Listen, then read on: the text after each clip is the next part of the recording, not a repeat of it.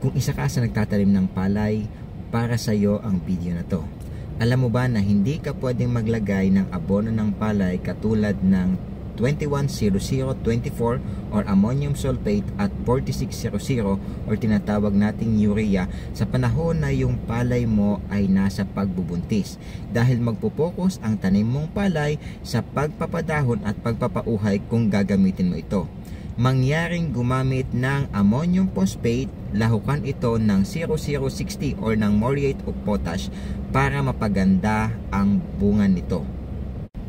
Paglahukin ang ammonium phosphate or 1620 at 0060 or muriate of potash gamit ang ratio na 1:1 at gamitin ito or isabog sa iyong palayan para sa mas magandang klase ng bunga at maiwasan na rin natin ang mga kulyapis.